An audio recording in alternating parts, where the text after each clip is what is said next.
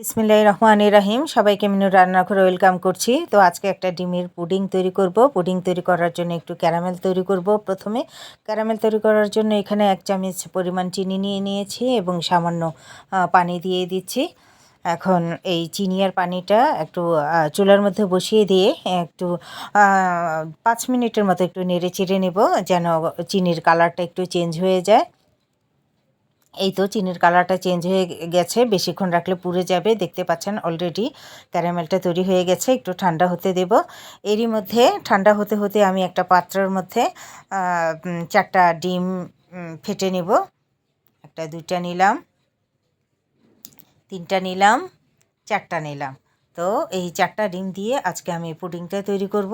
এখন এই 4টা ডিমকে একটু সামান্য পরিমাণ হালকা একটু চিনি দিয়ে নিব। বেশি চিনি দিলে অবশ্য খেতে ভালো লাগবে না, একটু হালকা করে 2 চামচ পরিমাণ চিনি দিয়ে নিলাম এবং স্বাদ মতো লবণ দিয়ে নিচ্ছি। এখন এই 4টা ডিমটাকে খুব ভালোভাবে ফেটে নিতে হবে, খুব অনেকক্ষণ গুলিয়ে নিতে হবে। তো আমি এইভাবে করে প্রায় অনেকক্ষণ গুলিয়ে নিচ্ছি। আপনাদের যেরকম পছন্দ হয়, আপনাদের কাছে যেই জিনিসটাই থাকে সেটা দিয়ে আপনারা গুলিয়ে নেবেন। তো আমি একটু দুধ দিয়ে নিলাম, আধা কেজি পরিমাণ গরুর দুধ দিয়েছি।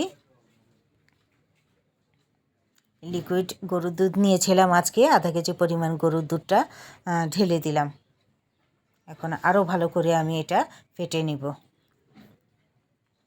এই তো ঠান্ডা হয়ে গেছে ক্যারামেলটা। এই ক্যারামেলের মধ্যে আমি এই ডিম এবং দুধটা ঢেলে দেব।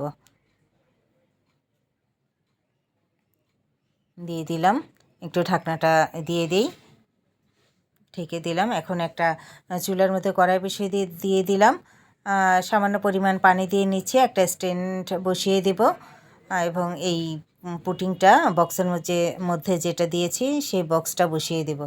ঢেকে দিব প্রায় 20 মিনিটের জন্য। 20 মিনিট পরে চলে এলাম। অলরেডি পুডিংটা তৈরি হয়ে গেছে। দেখতে পাচ্ছেন একদম পারফেক্টভাবে হয়েছে কিনা একটা টুথপিকের মাধ্যমে আপনারা দেখে নিতে পারেন। অলরেডি একদম পরিপূর্ণভাবে পুডিংটা হয়ে গেছে। এখন একটু ঠান্ডা হতে দেব আধা ঘন্টার জন্য।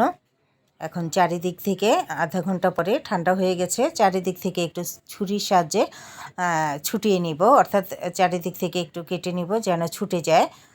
তো এখন একটা প্লেটের মধ্যে আমি ছুটায়ে একটু বেড়ে নেব। এই তো একটা প্লেটে বেড়ে ফেললাম। দেখতে পাচ্ছেন খুব সুন্দর পুডিং তৈরি হয়ে গেছে। ক্যারামেলটা দারুণ লাগছে। তো এইভাবেই দুধ আর ডিম দিয়ে তৈরি করে ফেললাম। বেশি কিছু লাগে না, দুধ, ডিম, সামান্য পরিমাণ চিনি আর লবণ। তৈরি হয়ে গেল দুর্দান্ত স্বাদের পুডিং।